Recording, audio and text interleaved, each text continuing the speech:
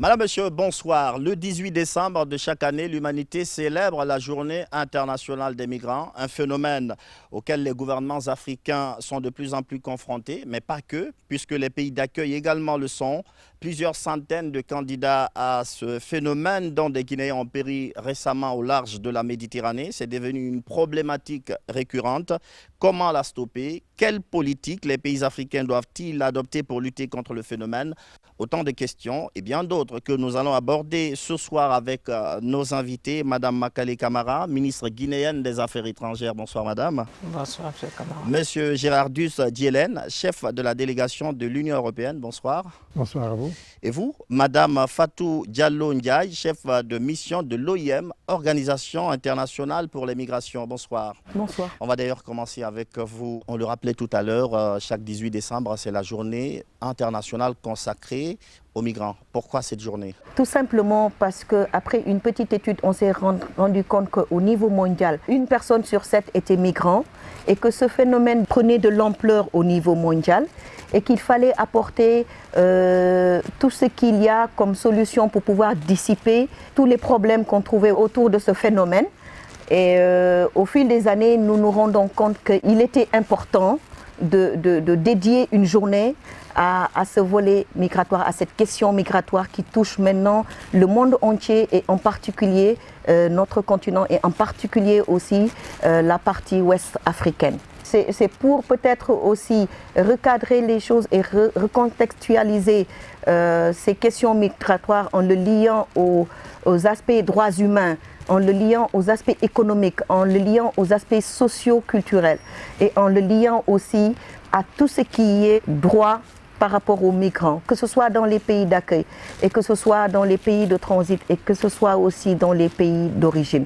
Vous allez me permettre de mettre l'accent sur ce dernier point qui est les pays d'origine, parce que tout simplement aujourd'hui on essaie de sensibiliser à travers cette journée le plus de personnes parce que ces questions migratoires semble être ignorée par la population la plus touchée et qui n'a pas accès à l'information actuellement. Donc il est important qu'à travers cette journée, qu'on puisse aller au fin fond de ces zones d'origine qui se trouvent dans des pays d'origine d'où nous viennent la majorité de ces migrants et d'où nous viennent aussi tous les problèmes en parlant de pauvreté, de problèmes d'infrastructure, de problèmes de changement climatique et tout autre problème qui puisse pousser ces jeunes au sein de ces populations reculées à partir vers cette migration. C'est juste pour vous dire que ça nous permet, nous, aux pays d'origine et aux pays de transit, de pouvoir vulgariser cette question et de pouvoir, à partir de là, trouver des solutions.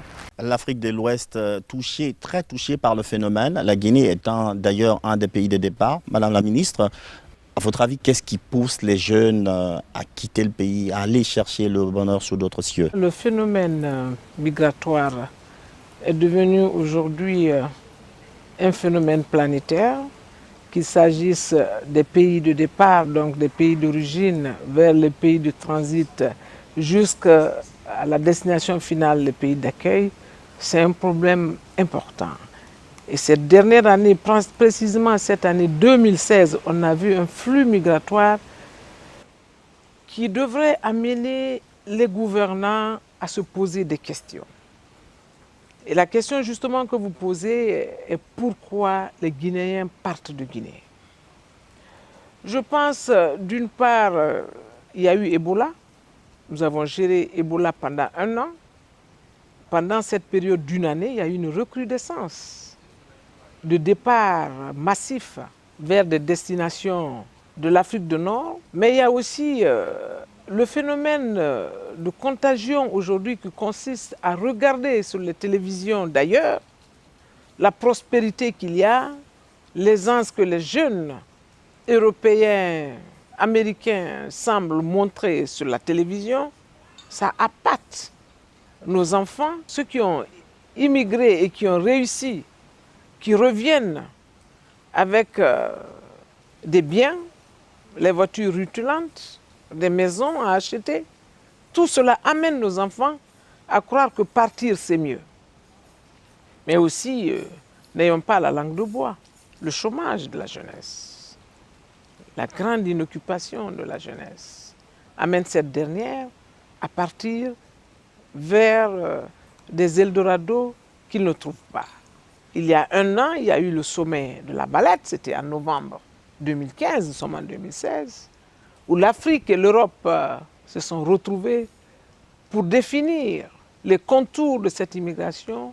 Comment est-ce que nous allons coopérer à ce que l'immigration d'illégal passe à légal, que la coopération soit maximisée, qu'il y ait la création de richesses dans les pays d'origine pour faire retenir les jeunes en trouvant de l'emploi. Ces questions ne peuvent être résolues justement qu'en insufflant le développement dans les pays d'origine. Et si vous voyez que le chef de l'État, le président Alpha Condé, sillonne le monde pour valoriser notre potentiel, aussi bien humain qu'économique, c'est justement pour créer la plus-value, créer l'emploi, transformer l'agriculture, créer l'industrie pour que la main-d'œuvre soit et pour la jeunesse et pour le reste des Guinéens. Le chômage, pointé du doigt par la ministre guinéenne des Affaires étrangères comme étant une des causes, M. Gérard Duss. Comment l'Europe compte-t-elle adapter sa politique migratoire compte tenu de l'afflux récent des réfugiés des pays en guerre et une option publique de plus en plus défavorable aux migrants? Bien, vous avez parlé d'emploi. Madame la ministre en a parlé aussi. C'est l'une des priorités qui ont été retenues au sommet de La Valette. Si on retourne un peu en 2015, vous vous rappelez les moments tragiques en avril 2015, quand il y a eu en une journée plusieurs centaines de personnes qui se sont noyées par un accident avec un navire.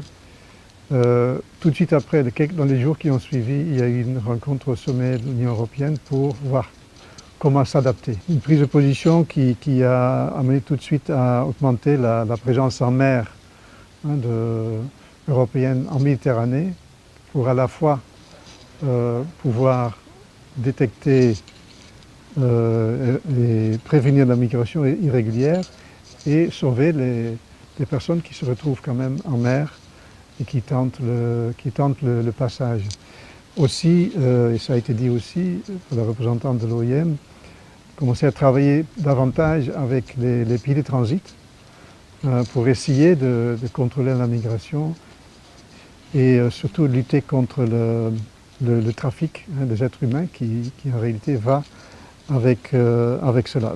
Il y avait déjà des espaces de concertation entre l'Europe et l'Afrique avec ce qu'on appelle les processus de Rabat et de Khartoum, donc des échanges entre États européens et États africains par rapport aux questions de migration. Donc on a aussi construit sur ces partenariats déjà existants, mais avec un réel approfondissement en mettant beaucoup d'accent sur la responsabilité partagée sur les phénomènes de migration entre les pays d'origine, les pays d'accueil et les pays de transit. D'où ce sommet de Valais à laquelle a fait référence Madame la ministre et qui a retenu 5 priorités qu'on a retenues ensemble entre États européens et africains avec les chefs d'État et de gouvernement qui étaient présents.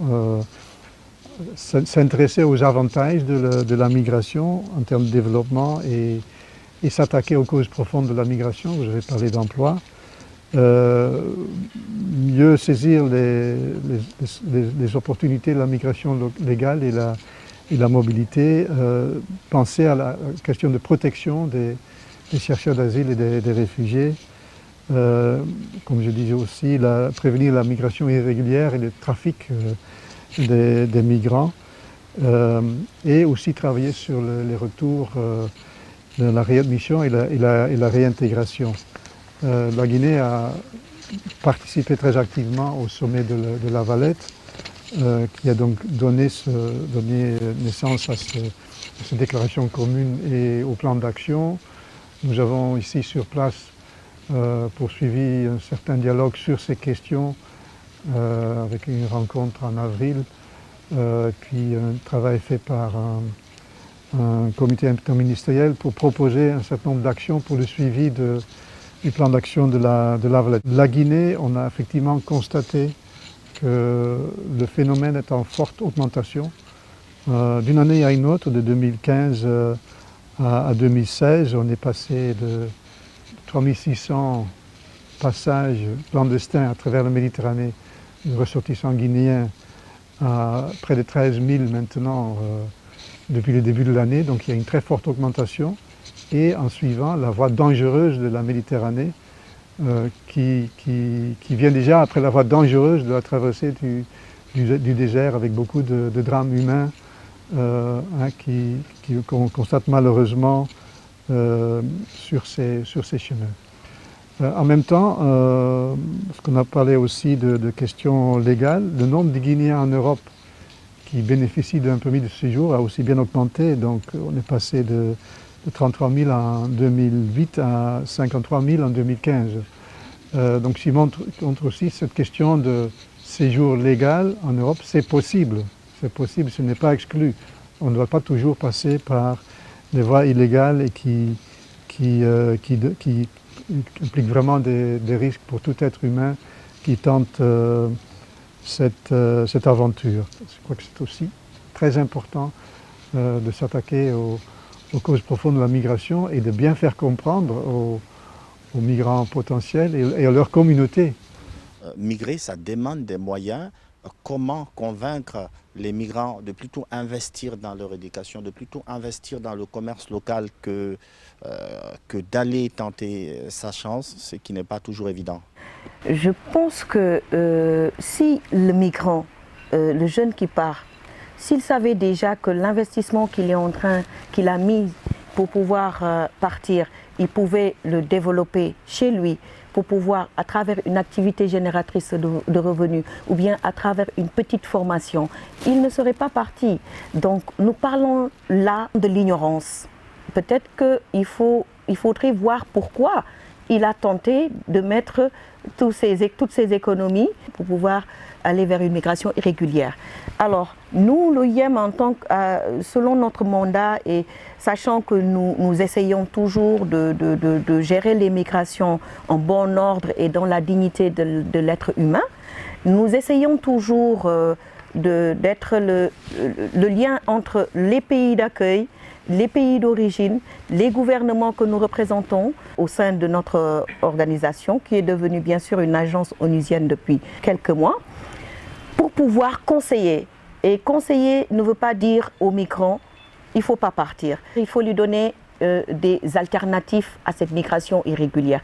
Il faut lui expliquer qu'avec les 300 000 francs qu'il donne aux passeurs, il peut mettre en place une activité. Pour mettre une activité en place de façon correcte, il faut une formation qui puisse être à la limite professionnalisante, qui puisse permettre aux jeunes de comprendre qu'en mettant en place cette activité, je pourrais gagner plus.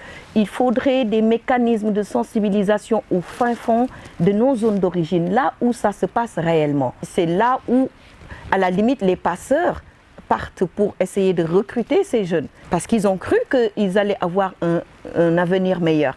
Et ça, c'est un point très important, parce que de nos jours, on s'est rendu compte en Afrique de l'Ouest que ce sont les mamans qui ignorent déjà ce qu'est vraiment cette migration irrégulière qui tue, qui finance la plupart du temps le voyage de ces jeunes migrants. Ces terres qui sont vendues pour financer le voyage du migrant, ces bétails, tout ce qu'ils sont en train de brader. Mais c'est une richesse. Il faudrait une sensibilisation très pertinente et surtout ne pas se baser sur le fait de dire la migration n'est pas bonne, elle est bonne la migration. Elle a ses côtés positifs et elle a ses côtés négatifs. Donc ces côtés positifs, c'est comme vient de le dire monsieur, c'est la migration légale. Et on fait la promotion de cette migration légale en essayant de dissuader les gens que cette migration irrégulière, elle tue et que ce qu'ils avaient comme idée par rapport aux destinations prisées n'est plus. C'est un mythe maintenant. Les problèmes sont devenus des problèmes mondiaux. Les mêmes problèmes qu'on trouve de chômage, qu'on trouve ici, on les trouve en Europe, on les trouve ailleurs. Donc il faudrait que nous, en tant qu'organisme en étroite collaboration avec nos gouvernements, nous essayons de mettre en place des mécanismes innovants. Il est important dès à présent qu'on prenne en compte ces communautés d'origine qui sont souvent les propres bailleurs de fonds de ces migrants et qui collaborent étroitement avec ces réseaux de passeurs qui sont dans notre région, qu'il faudrait démanteler pour pouvoir avoir une réponse adéquate à cette question migratoire. Avoir une réponse adéquate, Madame la Ministre, je veux savoir, est-ce que vous avez souvent des échanges avec les pays d'accueil, les pays de transit, pour savoir l'ampleur du phénomène et savoir comment gérer ça? La question migratoire est intimement liée à la question du développement. Nos jeunes partent parce qu'ils ne trouvent pas ce qu'ils souhaitent avoir dans leur propre pays. Je pense qu'il faut équilibrer le développement sur la planète Terre, parce que notre sort est lié. Ce qui se passe aujourd'hui est énorme, que cela concerne l'Afrique, qu'il concerne l'Asie, qu'il concerne l'Afrique du Nord et ailleurs. Ce sont aussi les guerres, les conflits qui amènent les hommes à migrer autant. Sinon, la migration est du propre de l'humain. Quand on dit que l'Afrique est le berceau de l'humanité, voyez aujourd'hui comment est-ce que l'homme a essaimé le monde. L'homme est curieux, il part pour voir, mais il ne part pas pour mourir. Et nos enfants, quant à eux, ils partent pour mourir. Ils partent pour mourir parce que les conditions de départ ne sont pas de bonnes conditions. Et je pense que les passeurs, ceux qui sont organisés pour essaimer aujourd'hui, écumer nos campagnes, ratisser les enfants, pour les amener aussi avec quel argument? Nous ne le savons pas encore, mais avec l'OIM, nous sommes en train de mettre en place une politique migratoire de la Guinée et d'organiser une très grande campagne de sensibilisation qui va concerner les grands foyers de départ pour que nous puissions aller parler à nos compatriotes, aux mamans, comme elle a dit, aux vieillards, à tout le monde. Parce que l'argument fallacieux, d'autre part, qui fait partie de nos enfants à 13 ans, à 8 ans aujourd'hui, c'est l'islamisation, c'est l'apprentissage du Coran. Et puisque nous sommes un pays à 95% musulmans, quand ils arrivent dans nos villages, ils convainquent les parents que c'est pour aller enseigner les enfants. Ils prennent ces enfants, ils les amènent parce que la migration d'autre part. Nonobstant que les enfants veuillent aller pour acquérir des connaissances, c'est aussi le terrorisme, c'est aussi la violence, c'est aussi l'insécurité. Pour revenir à votre question, si on a des contacts avec les pays de transit ou les pays d'accueil, oui. Aujourd'hui, en Algérie, nous avons des problèmes parce que l'Algérie, aujourd'hui, a procédé à un ratissage fort, n'est-ce pas, des migrants ressortissants de l'Afrique de l'Ouest. Il y a au moins plus de 300 Guinéens qui sont concernés. Nous sommes en pourparlers fort avec non seulement le ministère des Affaires étrangères de l'Algérie, mais avec l'OIM, à travers leur représentation ici, pour voir dans quelle mesure nous allons faciliter le retour de ces migrants en Guinée pour qu'ils cessent de souffrir. Donc, l'important pour nous, c'est la facilitation du retour. Je terminerai, M. Camara, en disant qu'en la matière, nous avons des accords de coopération avec les pays comme la Suisse, la Belgique aujourd'hui et beaucoup d'autres pays avec lesquels nous avons des accords de rapatriement encadrés, de rapatriement non douloureux de nos compatriotes qui y sont. Et c'est pourquoi d'ailleurs aussi avec l'OIM, vous avez assisté la dernière fois au retour de migrants guinéens qu'on a reçus à l'aéroport ici. Qui était en Libye. Oui. D'accord. Monsieur Gérard Dus, vous parliez tout à l'heure de rencontres avec les autorités guinéennes. Est-ce qu'on peut savoir quel type de collaboration vous avez avec les gouvernements africains pour essayer d'apporter une réponse adéquate à ce phénomène? On parlait déjà aussi du fonds d'urgence pour l'Afrique, fonds d'urgence pour la stabilité et les causes profondes de la migration. Ce fonds fiduciaire, donc, qui a été monté très vite, et qui est déjà en train d'apporter un certain nombre de réponses concrètes pour un premier groupe de pays. Actuellement aussi, en ce qui concerne la Guinée, nous travaillons avec l'OIM sur un programme en faveur de retour et réadmission pour la Guinée et d'autres pays en Afrique de l'Ouest, Guinée-Bissau, Ghana, Côte d'Ivoire. Presque tout ce que nous faisons en termes d'aide au développement, même en termes de dialogue sur le commerce, sur le développement économique, contribue justement au développement et par là essayer de donner une perspective aux ressortissants africains dans leur propre pays. C'est aussi simple, c'est un point très important. Une autre mesure assez récente, c'est le plan d'investissement de l'Union européenne qui contient aussi un nouveau volet pour faciliter l'investissement privé. L'un des enjeux pour l'Afrique, c'est de vraiment pouvoir booster l'investissement pour générer un développement plus important et donner plus d'opportunités d'emploi. Sur cette question de ressortissants qui séjournent de manière clandestine dans un État, que ce soit en Europe ou en Afrique, les États européens et ACP se sont engagés à reprendre leurs ressortissants qui sont de manière illégale dans un autre pays. Sans formalité, ils sont engagés à les reprendre et leur fournir des documents de voyage pour faciliter le voyage. Ça fait partie des engagements de l'accord de Cotonou, traité international entre l'Union européenne et les États ACP. Mais je tiens à dire une chose, c'est que dans tous ces échanges, quand on parle des questions de retour et remission, les parties européennes et africaines ont toujours dit oui, il faut le faire, mais on privilégie les retours volontaires en essayant de donner des mesures d'accompagnement pour faciliter le retour et la réintégration de ceux qui veulent bien rentrer volontairement. Suivant donc l'esprit des accords de Cotonou dont M. Gérard Duz parlait tout à l'heure, Madame la ministre disait que l'OIM a facilité en rapport avec le gouvernement guinéen le retour d'immigrants guinéens vivant en Libye. Globalement, comment vous vous y prenez? C'est une très bonne question parce que nous, on travaille tout le temps avec les gouvernements. Parce que déjà le retour, il est volontaire, c'est avec un consentement du migrant qui veut rentrer tout en respectant ses droits et comme je vous l'ai dit, toujours dans le bon ordre et dans la dignité humaine. Ces retours sont faits quand il y a une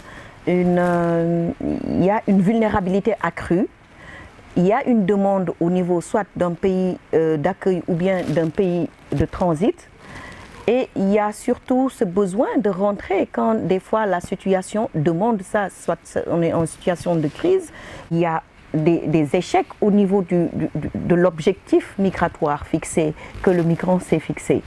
Et après l'échec de cet objectif et sur ce parcours migratoire, le migrant est vulnérable. Il y a un besoin d'assistance humanitaire en premier lieu. Et dans ce besoin d'assistance humanitaire, il y a un besoin de retour. Parce que tout simplement, on a été dépouillé par les passeurs, on est un migrant échoué. Et c'est suite à ça qu'on essaie toujours de collaborer avec les gouvernements pour identifier, pour confirmer déjà la nationalité du migrant, pour ne pas faire un retour vers un pays tiers, qui n'est pas du tout son pays d'origine. Ça aussi, ça fait partie des accords. Et donc ces retours, comme je vous l'ai dit, sont des retours volontaires, assistés depuis soit nos centres d'accueil et d'assistance. Le migrant vient demander de façon volontaire l'assistance en termes d'assistance médicale, pour tout ce qui est nourriture, pour tout ce qui est accommodation, parce que tout simplement, on juge qu'il est dans la vulnérabilité et notre mandat est de les assister. Un retour aussi n'est pas organisé sans que l'État, le gouvernement ne nous donne l'approbation. Parce qu'il y a des questions sécuritaires qui sont souvent liées à ces retours. Et tout compte fait, on ne peut pas dire que la Guinée est en dehors de cette question qui se trouve aujourd'hui au Sahel. Tous ces groupes armés qui sont dans la zone de Boko Haram au niveau du Nigeria, du Nord Nigeria, au niveau du Niger et puis au niveau du Mali avec tous les autres groupes armés, sachant que sur leur parcours migratoire, ces migrants peuvent essayer de s'enrôler. Ils peuvent revenir avec des idéologies. Donc les gouvernements sont sensibles aujourd'hui par rapport à cette question de sécurité. Nous essayons de collaborer avec les gouvernements, avec les bailleurs qui nous financent aussi ces pays d'accueil, pour pouvoir essayer de répondre de façon correcte. Alors la dernière chose que je voulais dire, c'est qu'aujourd'hui, on sent un retournement de situation. À l'origine, quand on faisait partir nos jeunes enfants migrants en Europe ou ailleurs, c'était pour attendre un retour des transferts de fonds. Aujourd'hui, ces transferts de fonds se font du pays d'origine vers des pays de transit tels que la Libye, parce que tout simplement les passeurs continuent à faire de l'extorsion et à appeler les parents qui sont au niveau des zones d'origine pour leur dire d'envoyer de l'argent, et par ignorance ils envoient. Et il faudrait qu'on pointe le doigt sur ça en mettant fin à ces réseaux de passeurs. Alors, très rapidement, 30 secondes par personne, pour prendre le mot de la fin de chacun. On commence par vous, Madame la Ministre. Merci, Monsieur Camara. Moi, je voudrais profiter de cette tribune pour surtout lancer un appel aux familles. Parce que tout se passe dans nos familles, dans nos quartiers. Chers parents, n'envoyez pas vos enfants au mouroir, soi-disant qu'ils vont en Europe pour s'enrichir, s'éduquer. S'ils ne vont pas par la voie légale, il leur est difficile d'accéder à la connaissance à l'école. Ils sont dans les centres de rétention jusqu'à ce que l'on décide de leur sort. Mais avant d'arriver dans ces centres de rétention, ils traversent les déserts, beaucoup en meurent. Ils traversent la Méditerranée, beaucoup échouent en mer. Les connaissances aujourd'hui, avec le e-connaissance, si je peux le dire comme ça, avec l'Internet, on peut tout acquérir sur place. Contentons-nous d'abord, pour commencer, des universités que nous avons en place, et ensuite, les enfants iront quand ils auront acquis les connaissances. Ce sont même les pays européens qui vont le demander à ceux qui viennent, parce que les pays européens aussi ont besoin d'immigrants qui ont la connaissance, qui ont le savoir-faire. On espère que les parents ont entendu ce message, les parents en Guinée, bien sûr, en Afrique, partout en Afrique. Monsieur Gérardus, votre mot de la fin? Simplement, je crois qu'il faut rester dans l'esprit de tout ce qui a été dit à La Valette, dans le suivi de La Valette. Continuons à travailler ensemble pour voir ces différents aspects de la migration, voir tout ce que nous pouvons faire, tout d'abord pour lutter contre le trafic des êtres humains, parce que je dois l'appeler ainsi. Il y a trop de gens qui s'enrichissent sur le dos des gens qui sont en situation difficile. Je peux dire aussi que nous sommes évidemment solidaires avec l'Afrique pour pouvoir continuer à travailler ensemble, pour accompagner les États africains dans cette même lutte contre la migration clandestine et travailler ensemble pour que l'Afrique accélère son développement, maîtrise les questions de stabilité, de sécurité qui vont évidemment avec ce problème de migration, parce que c'est une des causes de la migration. Madame Fatou, votre mot de la fin. Les autres invités ont déjà clôturé. Moi, je dirais juste que le développement de l'Afrique ne se fera que par nos jeunes et qu'on a besoin d'eux. Et on a ces bras valides, même les jeunes étant analphabètes, ils sont très intelligents pour pouvoir parcourir toutes ces routes migratoires. Il faut vraiment avoir plus d'un tour dans la tête. C'est dommage de voir tous ces bras valides, c'est dommage de voir notre jeunesse qui devrait prendre la relève et partir vers quoi? Vers rien du tout. C'est mon dernier mot. Merci à tous d'être venus sur ce plateau pour participer à cette émission spéciale, à ce numéro spécial. Je rappelle, mesdames, messieurs, qu'on avait comme invité ce soir Madame Fatou Diallo Ndiaye, chef de mission de l'OIM, Organisation internationale pour les migrations, Madame Makale Camara, ministre guinéenne des Affaires étrangères, et Monsieur Gérardus Djelen, chef de la délégation de l'Union européenne. Merci et à très bientôt.